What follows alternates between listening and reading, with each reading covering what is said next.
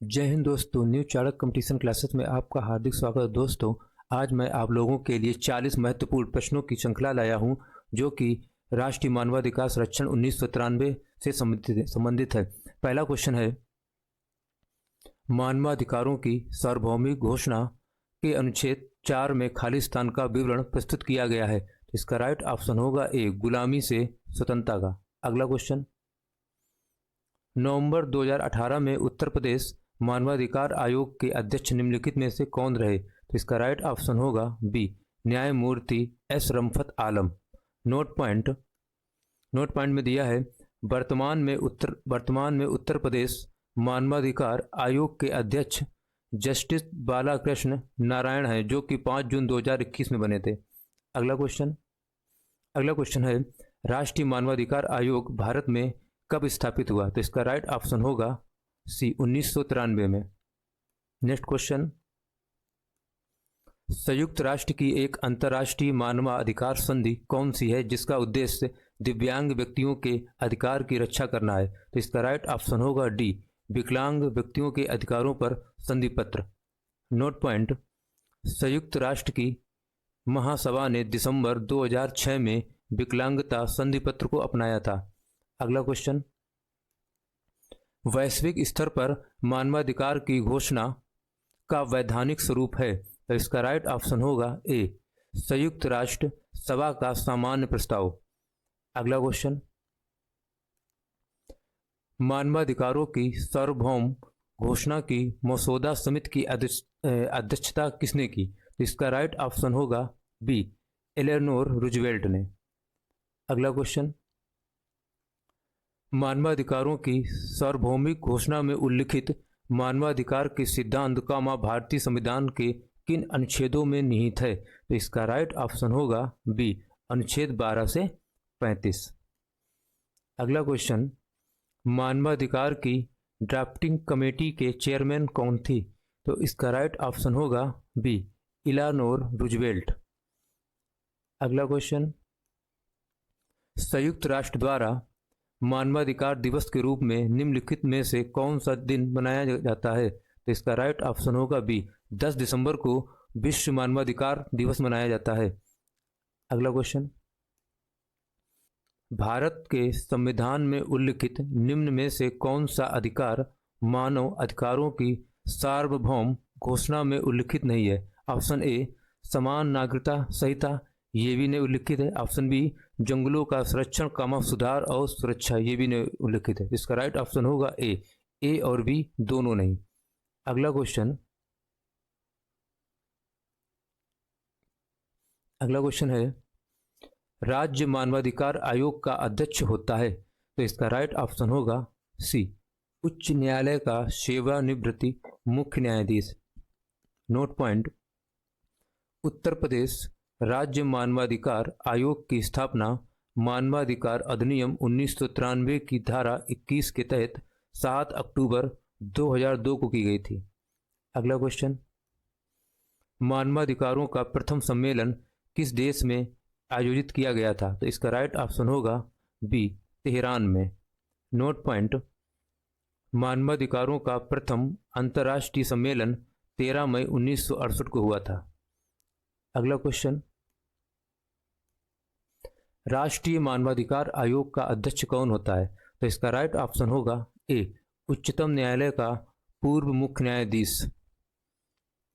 अगला question,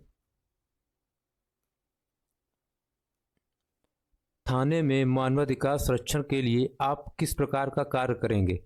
option A, उच्चतम न्यायालय के निर्णय DK बसु बनाम पश्चिम बंगाल के निर्देशों का पालन करेंगे। ऑप्शन बी, यदि मानवाधिकार की टीम आई तो उसका पूरा सहयोग करेंगे। तो इसका राइट ऑप्शन होगा सी, ए व बी दोनों। अगला क्वेश्चन, किसी एक देश में मानवाधिकार को बढ़ावा देने तथा इनकी सुरक्षा और निगरानी करने के लिए प्रशासनिक निकायों द्वारा स्थापित राष्ट्रीय मानवाधिकार संस्था का एक वैश्विक तंत्र कौन सा है? तो इसका राइट ऑप्शन होगा ए, राष्ट्रीय मानवाधिकार संस्थानों के लिए वैश्विक गठबंधन। अगला क्वेश्चन है,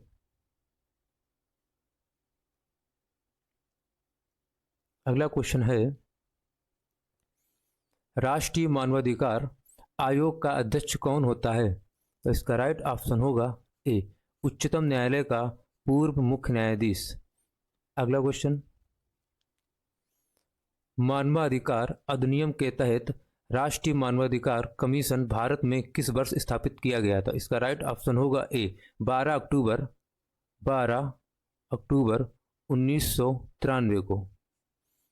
अगला क्वेश्चन है, मानवाधिकारों की सार्वभौम घोषणा की भाषा सभी पुरुषों को समान बनाया गया है एलेनोर रूजवेल्ट का पसंदीदा वाक्य था। इसे सभी मनुष्यों को समान बनाया गया है में बदलने के लिए कौन जिम्मेदार था? तो इसका राइट ऑप्शन होगा डी, हंसा मेहता। अगला क्वेश्चन है, राष्ट्रीय विधि के क्षेत्र हैं। ऑप्शन ए, अंतर्राष्ट्रीय संधियां। ऑप्शन बी अंतर्राष्ट्रीय रूढ़ियां। ऑप्शन सी, न्यायिक विनिश्चय। उपयुक्त, इसका राइट ऑप्शन होगा उपयुक्त सभी, क्योंकि तीनों ही अंतर्राष्ट्रीय विधि क्षेत्र हैं। अगला क्वेश्चन, मानवाधिकारों की घोषणा के समय कुल कितने देशों ने भाग लिया था? इसका राइट ऑप्शन होगा ए, कुल 58 देशों ने भाग लिया था। नोट पॉइंट, मानवाधिकारों की ड्राफ्टिंग कमेटी की चेयरमैन एलेनोर रूजवेल्ट को बनाया गया तथा ड्राफ्ट जॉन पीटरसन के द्वारा तैयार किया गया था। अगला क्वेश्चन, 7 से 9 अक्टूबर 1991 को पेरिस में आयोजित मानव अधिकारों के संवर्धन और संरक्षण के लिए राष्ट्रीय संस्थानों पर पहली बार अंतर्राष्ट्रीय कार्यशाला में परिभाषित किया गया था। इसका राइट ऑप्शन होगा पेरिस संधि। अगला क्वेश्चन, किस समिति को भारत में मुस्लिम समुदाय की नवीनतम सामाजिक, आर्थिक और शैक्षिक स्थिति पर एक रिपोर्ट तैयार करने के लिए भारतीय प्रधानमंत्री द्वारा 2005 में अधिकृत किया गया था? तो इसका राइट ऑप्शन होगा बी, सचर समिति को। अगला क्वेश्चन,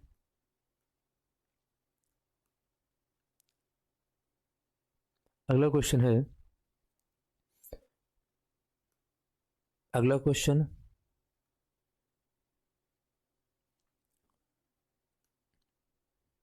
थाने में मानवाधिकार संरक्षण के लिए आप किस प्रकार का कार्य करेंगे? ऑप्शन ए, उच्चतम न्यायालय के निर्णय डीके बसु बनाम पश्चिम बंगाल के निर्देशों का पालन करेंगे। ऑप्शन बी, यदि मानवाधिकार की टीम आई तो उसका पूरा सहयोग करेंगे। इसका राइट ऑप्शन होगा सी, उपरोक्त में दोनों। अगला क्वेश्चन है, मानवाधिकार संरक्षण अधिनियम 1993 के तहत भारतीय मानवाधिकार आयोग का मुख्यालय कहाँ है? तो इसका राइट ऑप्शन होगा बी, नई दिल्ली में। अगला क्वेश्चन, मानवाधिकार कार्यकर्ता कृति भारती किस सामाजिक बुराई के विरुद्ध लड़ाई में शामिल हुई थी? तो इसका राइट ऑप्शन होगा सी, बाल विवाह। अगला क्वेश्चन, किसी अन्य देश में रहने वाले व्यक्ति को सम्मान देने के लिए उस संबंध को किस अंतर्राष्ट्रीय समझौते की सभी आवश्यकताओं को पूरा करना चाहिए? तो इसका राइट ऑप्शन होगा ए, हेग सर्विस कन्वेंशन को। अगला क्वेश्चन, मानवाधिकारों की सार्वभौमिक घोषणा कब हुई? तो इसका राइट ऑप्शन होगा बी, 10 दिसंबर 1948 को। अगला क्वेश्चन,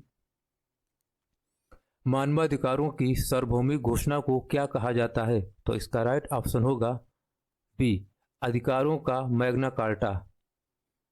अगला क्वेश्चन, खालिस्तान एक कार्मिक मामलों में भारत सरकार की समन्वयकारी एजेंसी है। तो इसका राइट ऑप्शन होगा बी, कार्मिक, लोक शिकायत और पेंशन मंत्रालय। अगला क्वेश्चन, मानवाधिकारों का सार्वभौमिक घोषणा कहाँ हुई थी? तो इसका राइट ऑप्शन होगा ए, पेरिस में हुई थी। नोट पॉइंट, यह घोषणा संयुक्त राष्ट्र संघ की जनरल असेंबली द्वारा 10 दिसंबर 1948 को की गई थी। अगला क्वेश्चन, मानवाधिकारों का प्रथम सम्मेलन किस देश में आयोजित किया गया था? तो इसका राइट ऑप्शन होगा बी, तेहरान में। अगला क्वेश्चन, मानवाधिकारों की घोषणा पत्र में कुल कितने अनुच्छेद थे? तो इसका राइट ऑप्शन होगा ए, 30। नोट पॉइंट, मानवाधिकारों के लिए सर्वप्रथम संघर्ष 12 जून 1215 में इंग्लैंड के तत्कालीन राजा जॉन को मानवाधिकार देने के लिए एक पत्र पर हस्ताक्षर करने के लिए विवश किए जाने के साथ प्रारंभ हुआ था। अगला क्वेश्चन, भारत में मानवाधिकार संरक्षण अधिनियम कब लागू हुआ? तो इसका राइट ऑप्शन होगा ए 28 सितंबर 1993 को। लेकिन भारत में राष्ट्रीय मानवाधिकार आयोग की स्थापना 12 अक्टूबर 1993 को हुई थी। अगला क्वेश्चन, राष्ट्रीय मानवाधिकार आयोग के वर्तमान अध्यक्ष कौन हैं? तो इसका राइट ऑप्शन होगा ए न्यायमूर्ति श्री अरुण मिश्र। नोट पॉइंट, राष्ट्रीय मानवाधिकार आयोग के वर्तमान अध्यक्ष न्यायमूर्ति श्री अरुण मिश्र हैं, जो कि 2021 में बने थे, जबकि राष्ट्रीय मानवाधिकार आयोग के प्रथम अध्यक्ष न्यायमूर्ति रंगनाथ मिश्र थे। अगला क्वेश्चन, राष्ट्रीय मानवाधिकार आयोग में कुल कितने पूर्णकालिक सदस्य होते हैं? तो इसका राइट ऑप्शन होगा बी 5। नोट पॉइंट, आयोग में एक अध्यक्ष होता है और 5 पूर्णकालिक सदस्य और 7 पदेन सदस्य भी होते हैं। अगला क्वेश्चन, राष्ट्रीय मानवाधिकार आयोग के अध्यक्ष और अन्य सदस्य अपनी नियुक्ति से कितने वर्ष या आयु तक अपने पद पर बने रहते हैं? तो इसका राइट ऑप्शन होगा ए 3 वर्ष या 70 वर्ष, जो भी पहले हो। नोट पॉइंट, पहले पद का कार्यकाल 5 वर्ष या 70 वर्ष था, जो भी पहले हो। मानवाधिकार संरक्षण संशोधन अधिनियम 2019 के बाद इसमें बदलाव करके 3 वर्ष या 70 वर्ष आयु कर देगी। अगला क्वेश्चन,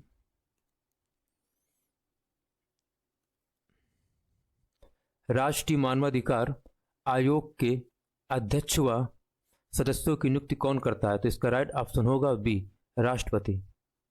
अगला क्वेश्चन, राष्ट्रीय मानवाधिकार आयोग का गठन निम्नलिखित में से किन सदस्यों से मिलकर बनेगा? ऑप्शन ए एक अध्यक्ष जो उच्चतम न्यायालय का मुख्य न्यायमूर्ति या कोई न्यायाधीश रहा हो, राइट है। ऑप्शन बी एक सदस्य जो उच्चतम न्यायालय का न्यायाधीश है या रहा हो, तथा एक सदस्य जो किसी उच्च न्यायालय का मुख्य न्यायमूर्ति या रहा हो, ये भी सही है। सी ऑप्शन 3 ऐसे सदस्य जिनमें से कम एक सदस्य महिला हो, ये भी राइट है। तो इसका राइट ऑप्शन होगा उपयुक्त में सभी।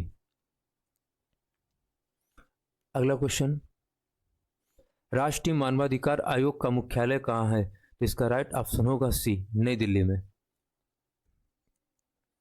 अगला क्वेश्चन है, मानवाधिकार संरक्षण अधिनियम के अधीन नियम बनाने की शक्ति किसके पास है? इसका राइट ऑप्शन होगा सी केंद्र सरकार और राज्य सरकार दोनों के पास है। केंद्र सरकार धारा 40 के तहत नियम बना सकती है, जबकि राज्य सरकार धारा 41 के तहत ये नियम बना सकती है। दोस्तों, अगर हमारा वीडियो अच्छा लगा हो तो प्लीज़ हमारे YouTube चैनल को सब्सक्राइब करें और हमारे वीडियो को लाइक करें। जय हिंद।